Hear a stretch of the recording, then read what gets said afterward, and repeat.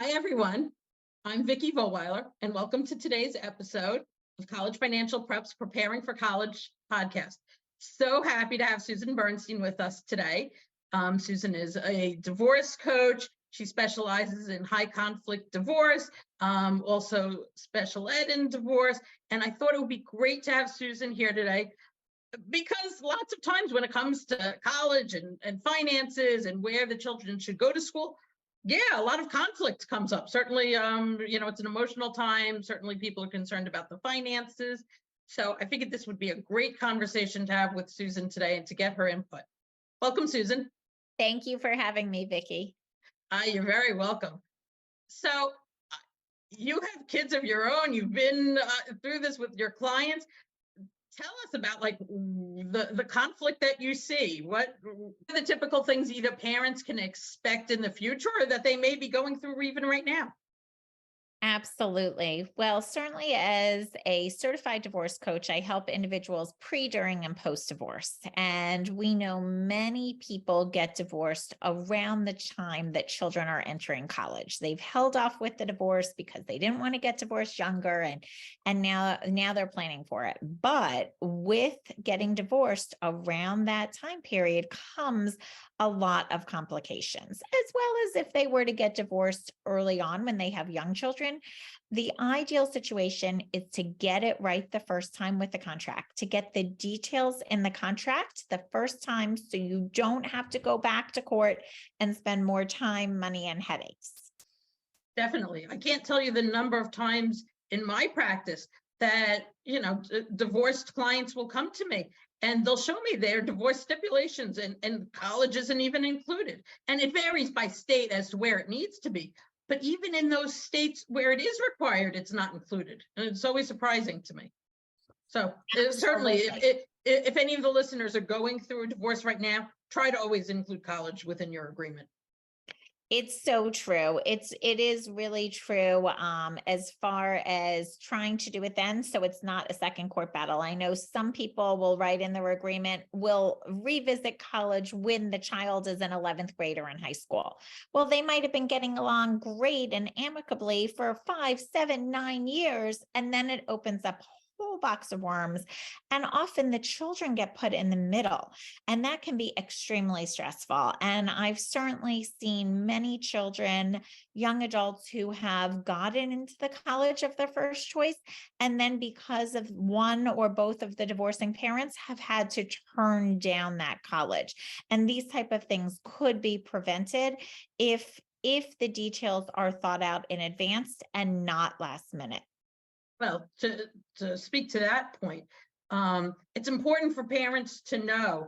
A lot of times I'll sit down with whether, separated or divorced parents, and we can project costs of what those colleges will likely be. Because the last thing I want to happen is for a child to be applying to, all $80,000 a year colleges, and they don't even realize that it's going to be all $80,000 a year colleges, and then to get surprised by the price tag, in the 11th hour. So, with College Financial Prep, we're always, planning ahead. So yeah, to your point, communication, as best as the parents can, speak about the finances, the budget, what each parent is going to contribute. Certainly.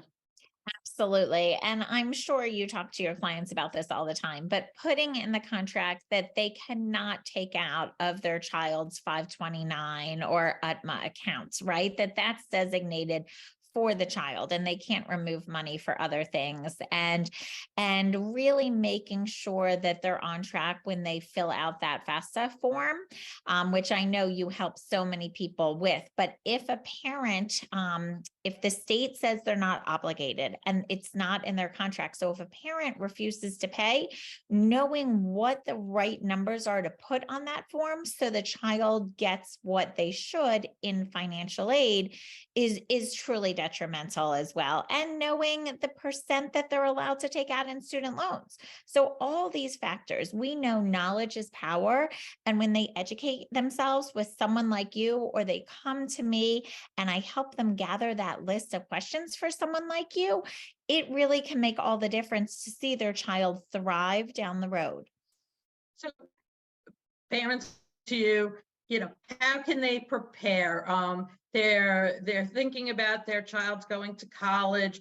They're dreading the conversation with their, potential soon to be, former spouse, or even, already divorced.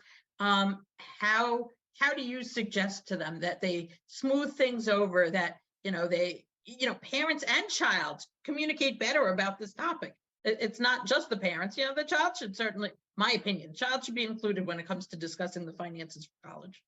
Absolutely. And I think this is all really important. And when you're dealing with a high conflict divorce, when one of the parties is a narcissist or unstable or a difficult, toxic person to deal with, you really want to try to get stuff in writing. Many parents use our Family Wizard app or Talking Parents app. It's an app where they can document that they've tried to have this conversation, because certainly if it does go to court, judges want to know, did you try to work it out before you got here, right? So that is important too. How are you going to communicate with your soon-to-be ex or ex, and also holding that person responsible?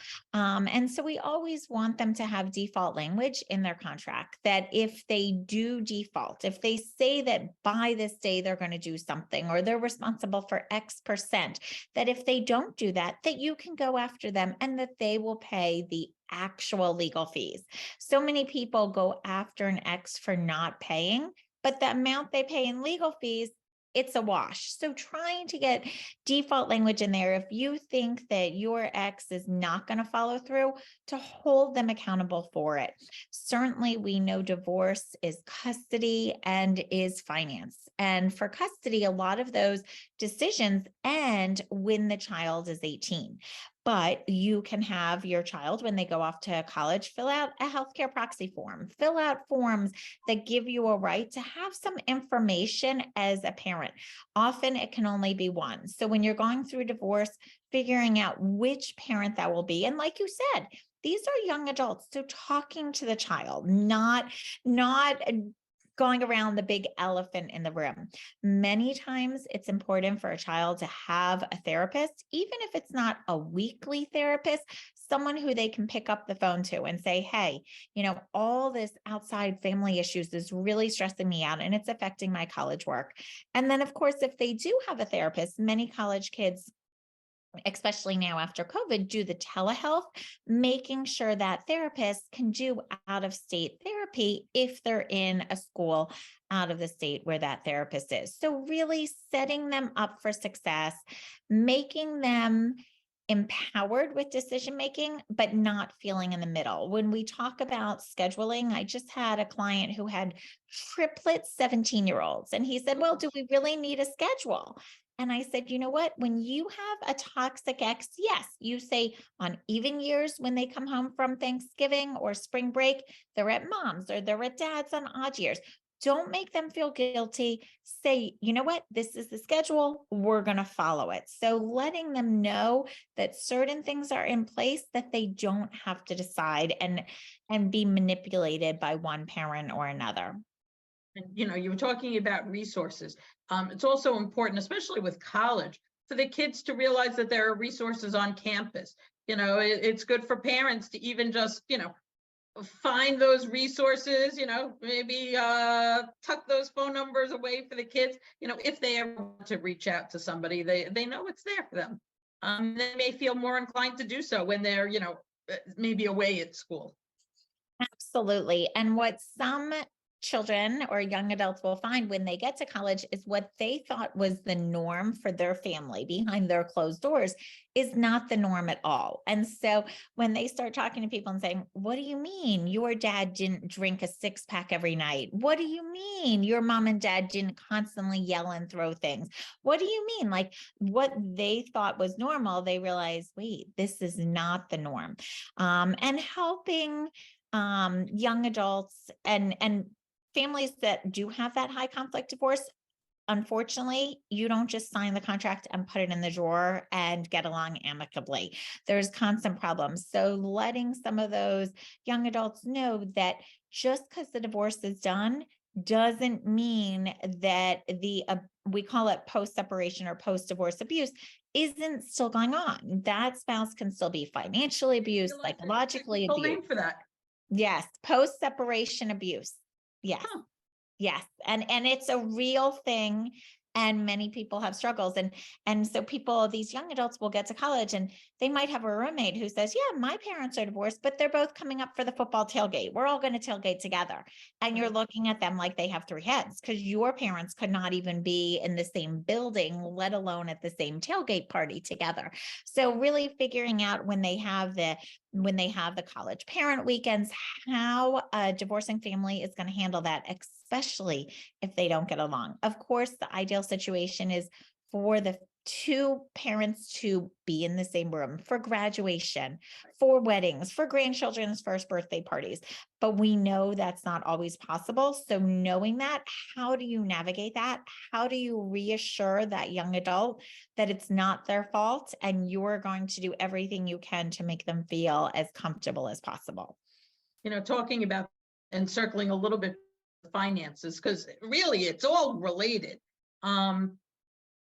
If you and the spouse, one of you, both of you can't afford that $80,000 a year school.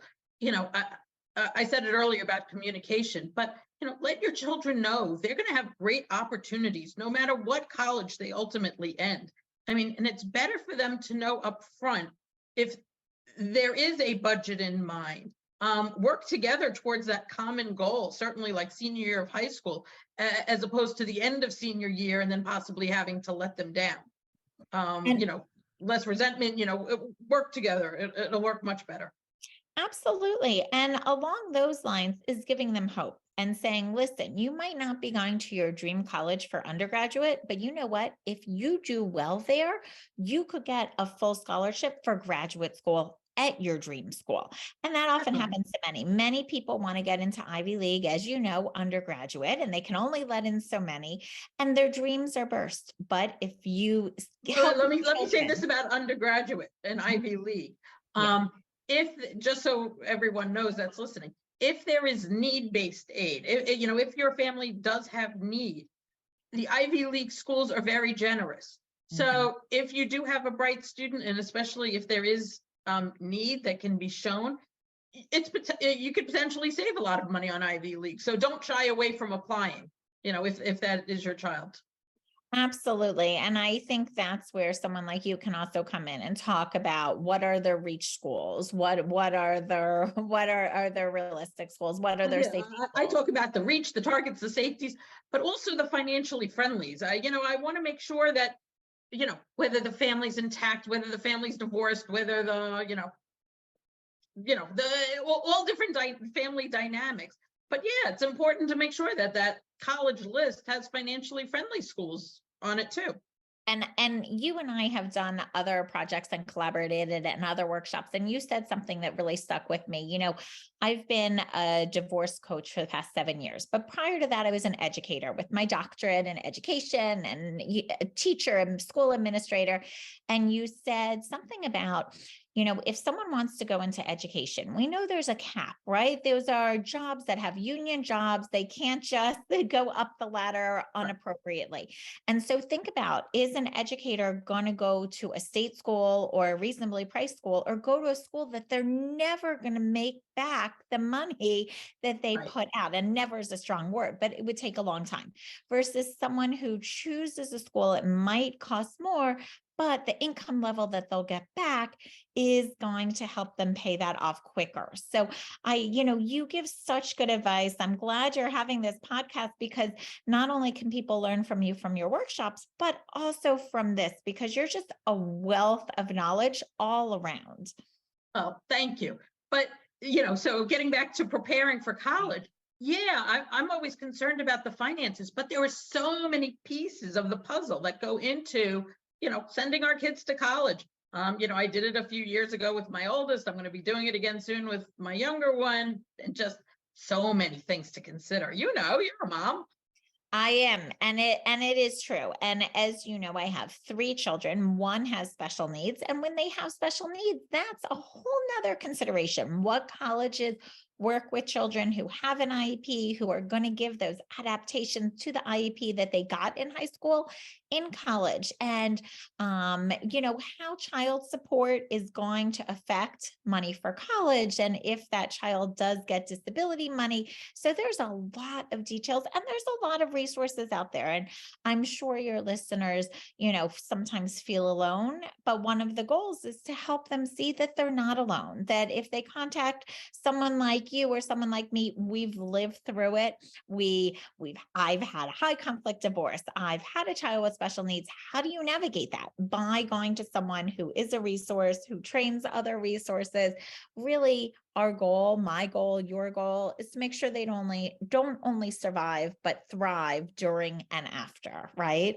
Oh, definitely. Yeah, no, I always say, I've lived through the college financial experience, and divorce personally, professionally. This is this is my area.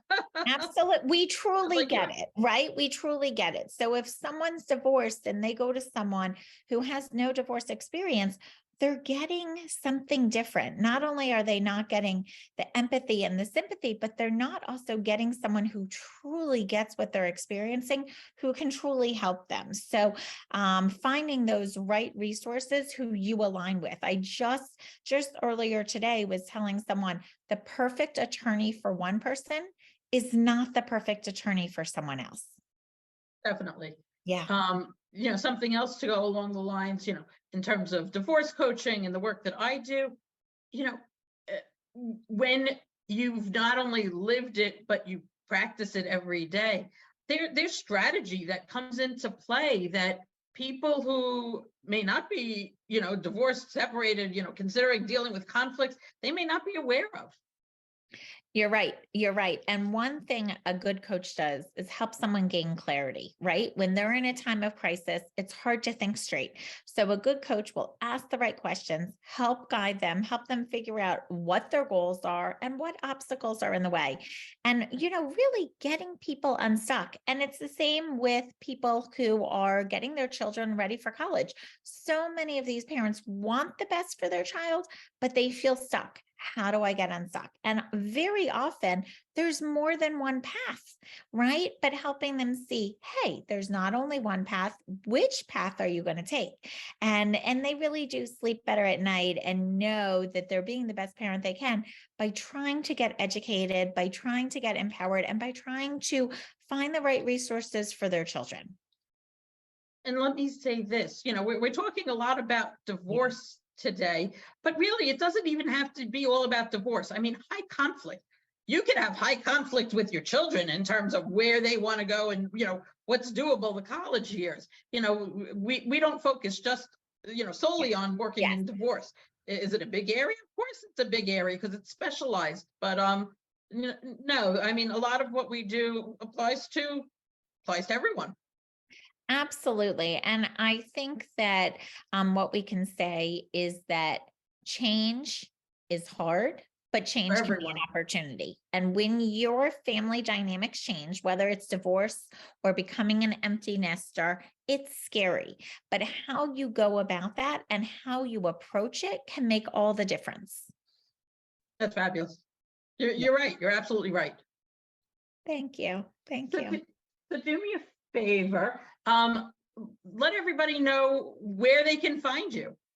Absolutely. I give out my number to everyone. It's 551-444-2609, 551-444-2609. So they can call or text anytime, day, night, or weekend. I'm available. I also have appointment schedule on my website, which is www.divorcecoachplus, all three words together.com, divorcecoachplus.com. They can see me on Instagram or Facebook or social media and follow me. And really my goal is to help you. And I always offer that complimentary consultation, and everything is confidential and I'm there for people to help them get to their next chapter. That's fabulous. Thank you so much for being here today, Susan. I really appreciate it. Thank you, Vicki. Take care, everyone. We'll see you on the next episode of Preparing for College. Bye. Bye.